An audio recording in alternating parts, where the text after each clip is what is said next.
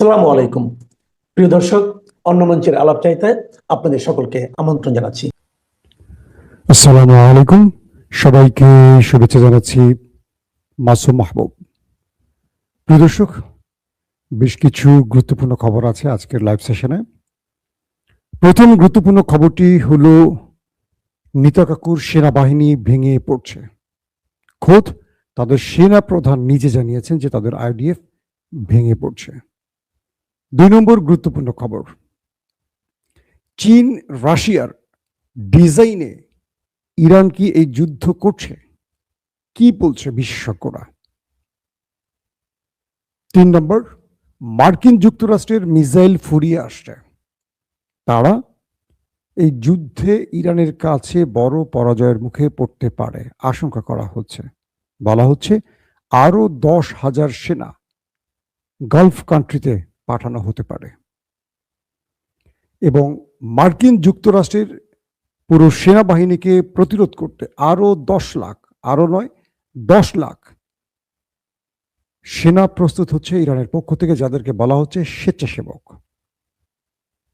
প্রিয় দর্শক, এই যুদ্ধে ইরান কোন পজিশনে আছে, সংকটে নাকি সম্ভাবনার দিকে, এটিও আমাদের আজকের আলোচনার বিষয় থাকবে। দর্শক, শুনতে এবং দেখতে পেলে আমাকে একটু কমেন্ট করেন যে আপনারা সব ক্লিয়ার দেখতে পাচ্ছেন কিনা। আমি আপনাদের কমেন্ট দেখতে পাচ্ছি, সব সময় কমেন্ট কি বলা ঠিক হবে বলেন?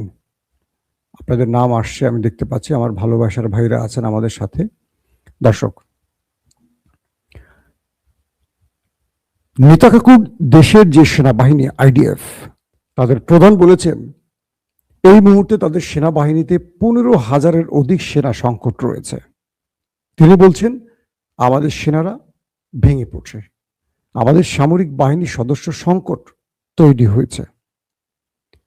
তিনি বলছেন যে টানা যুদ্ধের কারণে তাদের মনোবল ভেঙে পড়ছে। অর্থাৎ 2023-এর 7 অক্টোবরে গাজা যুদ্ধটি শুরু হয়। এরপর গাজা থেকে সেটি লেবানন ফ্রন্টে ছড়িয়ে পড়ে, পাশাপাশি সিরিয়া, ইরাক ফ্রন্টেও বিক্ষিপ্তভাবে এ লড়াই চলে। এরপর গত বছর 25 জুনে 12 দিনের যুদ্ধ শুরু হয় ইরান ইসরায়েলের। তারপর এই বছর 26-এ এসে 28 ফেব্রুয়ারি ইরানের সাথে আমেরিকা ইসরায়েলের লড়াইটা শুরু হয়। আইডিএফ প্রধান বলছেন টানা কয়েক বছর এই দেশটির যুদ্ধে থাকার কারণে তাদের সেনাবাহিনীর মধ্যে সংকট তৈরি হয়েছে, মনোবলে চিড় ধরেছে। এই জন্য তারা এই লড়াইটাকে সংক্ষিপ্ত করতে চাইছেন, এমন কিছু বক্তব্য এসছে, যদি সেনাপ্রধান এই কথাটি ঠিক এইভাবে বলেননি। তিনি বলছেন যে আমাদের সংকট আছে এবং আমাদের সেনাদের ভেঙে পড়ছে, সেনারা ভেঙে পড়ছে, এই শব্দটি শুধু বলেছেন এবং বাকিটা আমি আপনাদের তথ্য দিলাম। ইসরায়েলে বর্তমান যে সেনাবাহিনী রয়েছে, আপনারা কম বেশি জানেন যে তাদের সেনাবাহিনীর সংখ্যা প্রায় 1,69,000, যদি আমি ভুল না করি 1,69,000 তাদের নিয়মিত সেনা রয়েছে। 4 থেকে 4.5 লক্ষ তাদের রিজার্ভ বেঞ্চ রয়েছে, রিজার্ভ সেনা রয়েছে। বলা হচ্ছে এই যুদ্ধে মানে তারা ফিলিস্তিনের বিরুদ্ধে 1 থেকে 1.5 লক্ষ সেনা ব্যবহার করেছে এবং Lebanon front, Syria front, Iraq front তো আছে। এই মুহূর্তে যে বিষয়টি তৈরি হয়েছে যে তাদের মোট সেনাবাহিনীর ভেতরে যারা লড়াই করেছেন গাজাতে একটা বড় সংখ্যক আহত, এবং তারা কি বলবো যে যুদ্ধে তারা মানবিক বা বিভিন্ন কারণে হতাশাগ্রস্ত হয়ে গেছেন এবং নানান কারণে এই সংকটটা সৃষ্টি হয়েছে।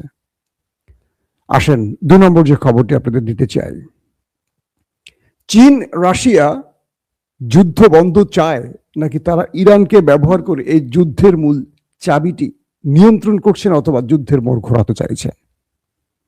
আন্তর্জাতিক পরিমণ্ডলে যে বক্তব্যগুলো আসছে এই দেশ দুটোর ব্যাপারে নানান রকম আসছে।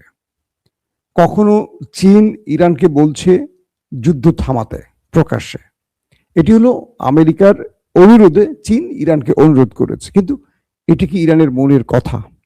আসেন, বর্তমান সময়ে যে সমস্যাটি তৈরি হয়েছে সেটি হলো আমেরিকার অস্ত্র সংকট তৈরি হয়েছে। একদিকে তাদের যুদ্ধ বিমান অনেকগুলো ভূপাতিত হয়েছে, জানেন আপনারা। তাদের রাডার সিস্টেম ধ্বংস করে ফেলেছে, তাদের প্রতিরক্ষা ব্যবস্থা ধ্বংস হয়েছে, সেটা প্যাট্রিয়ট কিংবা থার্ড। এবং ইরানের বিরুদ্ধে ইসরায়েল এবং আমেরিকা যে পরিমাণ মিসাইল হিট করেছে, প্রথম দিনই তো তারা 200 যুদ্ধ বিমান দিয়ে আমেরিকা হিট করেছে। তো বিশাল সংখ্যক মিসাইল হিট হয়েছে ইরানের মধ্যে। সংখ্যাটি বলা হচ্ছে এরকম যে আমেরিকা 850টি মিসাইল ব্যবহার করেছে ইরানের বিরুদ্ধে। আমেরিকা 850টি মিসাইল, দুঃখিত, 850টি টোমাহক মিসাইল, সব মিসাইল না, সব মিসাইলের সংখ্যা আরো অনেক বেশি। যে ভয়ঙ্কর মিসাইলটির কথা বলি, টোমাহক দানবীয় মিসাইল, সেই আমেরিকা টোমাহকই ব্যবহার করেছে 850টি ইরানের বিরুদ্ধে। এবং বলা হচ্ছে এছাড়া যুদ্ধ বিমান সহ আরো যে মিসাইলগুলো ছুড়েছে সেখানে সংখ্যাটা আরো বেশি। এবং ইসরায়েলের প্রকৃত সংখ্যাটা, মানে কত মিসাইল মেরেছে, সেই সংখ্যাটা এখনো জানানো হয়নি। প্রশ্ন হলো আমেরিকার কাছে এখন কত মিসাইল আছে। কিছু কিছু মাধ্যম বলছে ইরানের সাথে আর 1 থেকে 1.5 মাস যুদ্ধ কোনো রকম চালাতে পারবে আমেরিকা। ইসরায়েলের কাছে মিসাইল ফুরিয়ে আসছে, কারণ ইসরায়েল ইরানের একটি মিসাইলের এগেনস্টে 5 থেকে 6টি ইন্টারসেপ্ট মিসাইল ছুড়েছে। তার মানে ইরানের চেয়েও অধিক সংখ্যক মিসাইল তাদের ফুরিয়ে গেছে। তারা আমেরিকার কাছ থেকে মিসাইল চেয়েছে। এই মুহূর্তে যদি যুদ্ধটা বন্ধ না হয়, তাহলে ইরান, আমেরিকা, ইসরায়েল এদের মধ্যে কার মিসাইল সবার আগে শেষ হবে, একটা প্রশ্ন আসতে পারে। খুব মজার একটি তথ্য দিই আপনাদের, যে আমেরিকা নতুন করে আরো 10,000 সেনা যখন মধ্যপ্রাচ্যে পাঠাবার পরিকল্পনা করছে, তখন পেন্টাগন থেকে নানান রকম তথ্য আসছে, নানান রকম সমস্যা প্রশ্নগুলো আসছে।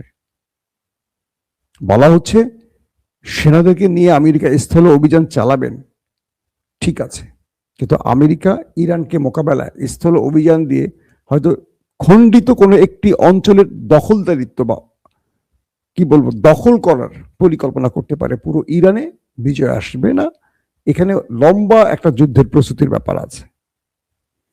বলা হচ্ছে রাশিয়া এবং চীন তারা ব্যাকআপ হিসেবে ইরানের পাশে আছে। ইরান এ যাবৎ যতগুলো মিসাইল ছুড়েছে ওই দেশটির ভেতরে, এগুলো অধিকাংশ মিসাইলগুলো ছিল তাদের 10 থেকে 12 বছর আগের তৈরি মিসাইল। তবে গত 7-8 দিন বা 10 দিনে ইরান তাদের নতুন ভেরিয়েন্টের কিছু মিসাইল ছুড়েছে, খুব সংখ্যায় বেশি না, যেখানে তাদের খুব বেশি ধ্বংস করতে হবে, তাণ্ডব চালাতে হবে, বড় রকম ম্যাসাকার দেখাতে হবে বা একটা বড় রকম অঞ্চলকে শেষ করতে হবে, সেখানে তারা পুরনো আদলের মধ্যে কিছু নতুন আদলের মিসাইল ঢুকিয়ে দিয়েছে। তো বলা হচ্ছে যে আমেরিকা এবং ইসরায়েল দুটো দেশেরই মিসাইল ফুরিয়ে আসলেও ইরানের কাছে বিশাল একটা মিসাইল ভান্ডার এখনো আছে। আজকে একটি ছবি সোশ্যাল মিডিয়ায় ভাইরাল হয়েছে, তার নাম হলো ইব্রাহিম জুলফিকারি। তাকে আপনারা প্রত্যেকদিন টেলিভিশনে দেখেন, একটা রাশভারী টাইপের মুখ, হাসেন না, গম্ভীর।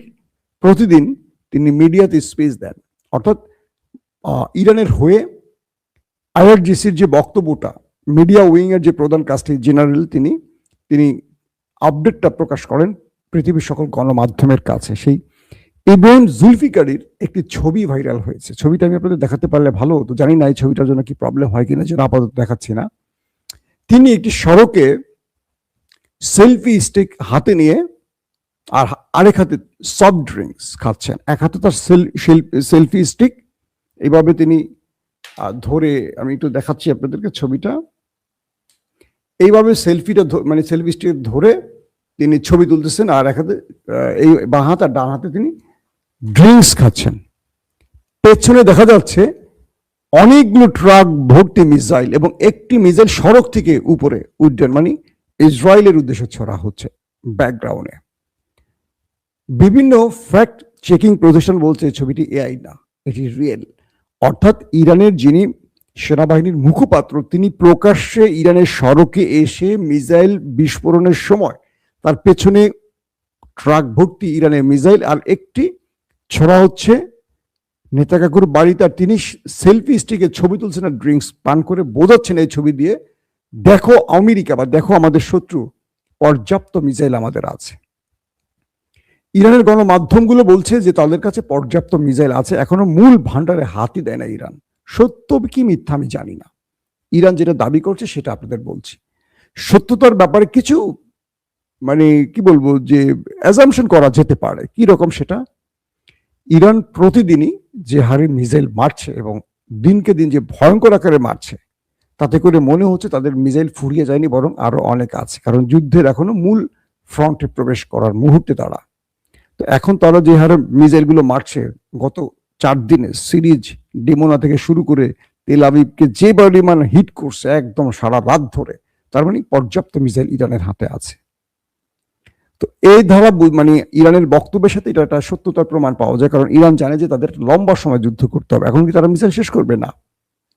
পাশাপাশি এটি বলা হচ্ছে যে ইরানে ফুল টাইম এখন মিসাইল তৈরি হচ্ছে, একদিকে তারা মিসাইল মারছে, একদিকে তৈরি হচ্ছে।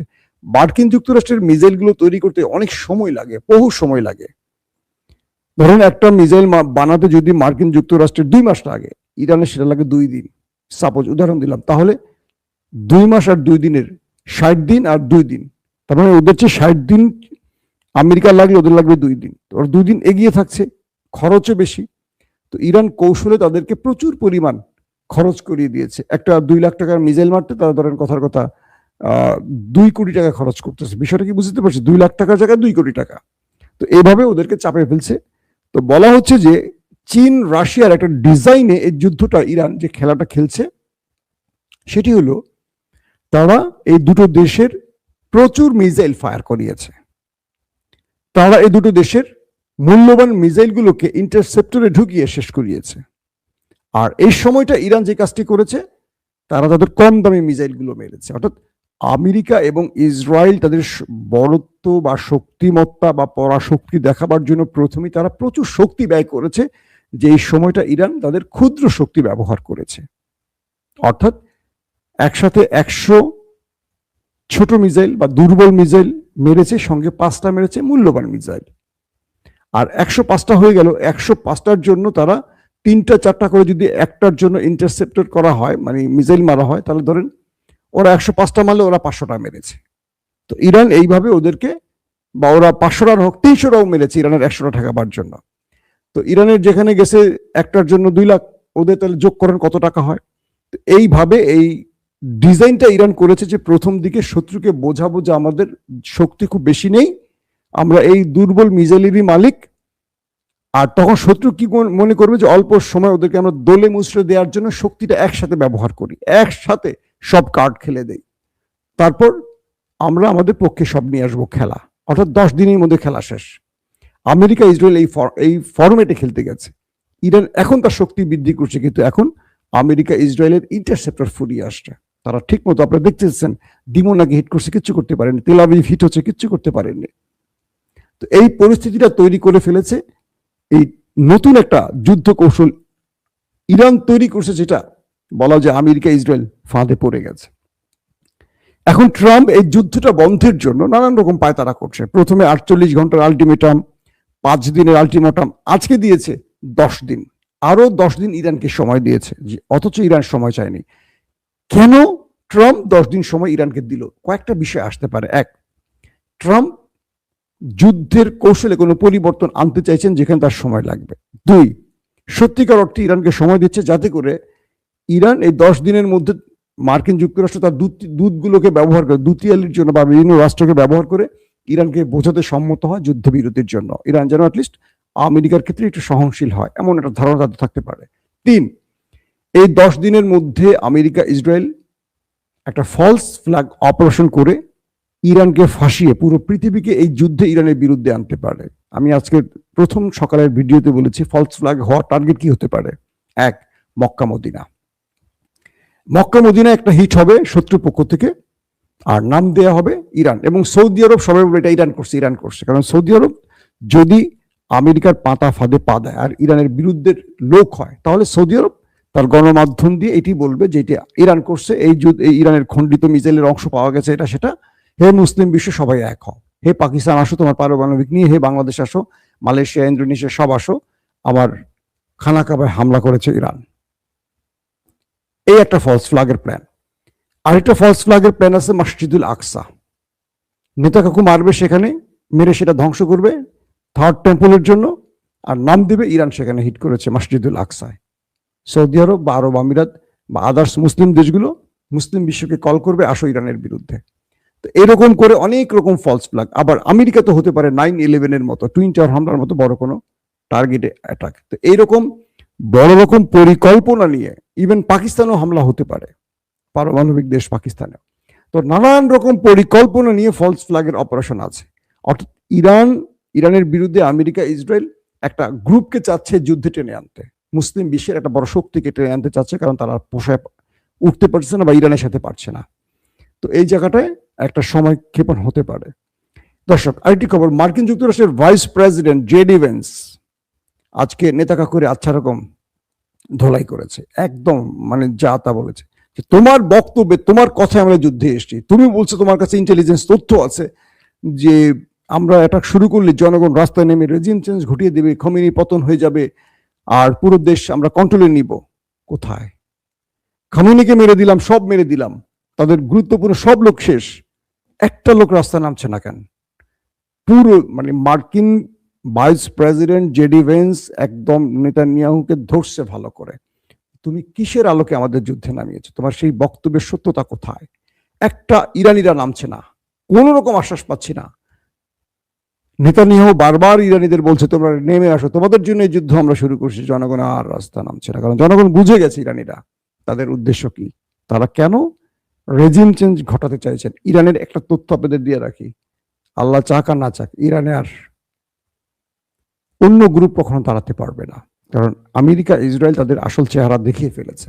এবং যারা এতদিন খামেনি সরকারকে দেখতে পারতেন না, ইরানে সেই জনগণরা যারা যদি বিশ্বাসঘাতক না হয়, তারা আর খোমেনির পরিবর্তন চাইবে না, কারণ যে লড়াইটা আইআরজিসি করতেছে দেশের সম্পদ রক্ষায়, জনগণকে রক্ষায়, এটা পৃথিবীর অন্য কেউ কল্পনা করতে পারবে না। একটা বৃহৎ শক্তি দুটো দেশের বিরুদ্ধে একা একটা দেশ লড়াই করছে, যার সেনা প্রধান মারা গেছে, গোয়েন্দা প্রধান মারা গেছে, এয়ার চিফ মানে বিমান বাহিনী প্রধান মারা গেছে, নৌবাহিনী প্রধান মারা গেছে, যার সবচেয়ে শীর্ষ নেতা আলী খামেনি মারা গেছে, শীর্ষ মন্ত্রীরা মারা গেছে, চিন্তা করা যায়, সব সিরিয়ালি শেষ। সেই দেশটা ওই দুটো দেশের কাছে এক দিনের জন্য, এক সেকেন্ডের জন্য পরাজিত হয়নি, বরং সমানতালে লড়াই করে তাদের পরাজিত করছে। ইরানি জনগণ এটা মোটামুটি বুঝে গেছে, তাদের জন্য আসলে কারা শ্রেষ্ঠ বা কাদেরকে রাখা দরকার ইরানি জাতির জন্য। দর্শক, মার্কিন যুক্তরাষ্ট্র গালফ কান্ট্রিতে আরো 10,000 সেনা আনার প্রস্তুতি নিচ্ছে বা এরকম একটি প্রস্তাবনা আসছে। আর ইরান তো আপনি জানেন, আজকে কয়েকবার বলেছি, গতকালকে পরশুদিন আমি একাধিকবার বলেছি, ইরান 10 লাখ সেনা প্রস্তুত করেছে, সাবেক সেনা, যুবকদের মধ্য থেকে, বিভিন্ন ক্যাটাগরি থেকে তারা রিজার্ভ সেনার একটা বেঞ্চ তৈরি করছে, যারা মার্কিন যুক্তরাষ্ট্রের বিরুদ্ধে স্থল অভিযানে ফাইট করবে। মার্কিন যুক্তরাষ্ট্র 4,000, 5,000, 10,000 করে সেনা আনবে, আর 10 লক্ষ ইরানি সেনারা তাদের মাতৃভূমি রক্ষার জন্য লড়াই করবে। দুটো বিষয় খেয়াল করেন, একটা পক্ষ আসবে দখল করতে, যাদের মোরাল কোনো ভিত্তি নেই। বিষয়টা কি আপনারা বুঝতেছেন? একটা পক্ষ আসবে দখল করতে, আগ্রাসন চালাতে, যাদের মোরাল কোনো ভিত্তি নাই। আরেকটা পক্ষ আসবে নিজের দেশকে রক্ষার জন্য। কাদের স্ট্রং ভিত্তি থাকবে, কাদের মনোবল সবচেয়ে বেশি স্ট্রং থাকবে বলেন? তো সেই ইরানি 10 লক্ষ সেনাদের সাথে লড়াই করবে ওই 5,000, 10,000, এটা কি পসিবল আপনারা বলেন? তো এই মুহূর্তে আসলে সবচেয়ে বড় যে প্রশ্নটি তৈরি হয়েছে, যে ইরানের কাছে সম্ভাবনা সবচেয়ে বড় কথা হলো যে ইরানের কাছে যথেষ্ট মিসাইল আছে। ইরান যখনই সংকটে পড়বে, ইরানকে বিশাল মিসাইল ভান্ডার ওপেন করে দিবে চীন, রাশিয়া, কারণ এই যুদ্ধটা চীন রাশিয়ার, ইরানের চেয়ে যতটুকু তার চেয়ে বেশি এদের জন্য। চীন রাশিয়ার পক্ষ থেকে এইটুকু বার্তা ইরান পেয়েছে যে তোমার যখন ভান্ডার শেষ হবে তার আগে শুধু আওয়াজ দিও বন্ধু। কিন্তু আমেরিকাকে, ইসরায়েলকে কেউ কিছু দিচ্ছে না, না ন্যাটো দিচ্ছে, না ইউরোপ দিচ্ছে, বরং আমেরিকাকে ইউক্রেন থেকে, যেই আমেরিকা ইউক্রেনকে অস্ত্র বিক্রি করেছে রাশিয়ার বিরুদ্ধে, এখন প্রতিরক্ষা ব্যবস্থা চাইতে হয়েছে, দক্ষিণ কোরিয়া থেকে চাইতে হয়েছে, জাপান থেকে চাইতে হয়েছে এই আমেরিকাকে। তার মানে আমরা কি বুঝলাম? এই লড়াইতে জয়ের পথে কারা? আপনি আপনার কমেন্টে অবশ্যই বলবেন। আজকের মতো বিদায় নিচ্ছি, প্রত্যেকে ভালো থাকবেন, আল্লাহ হাফেজ।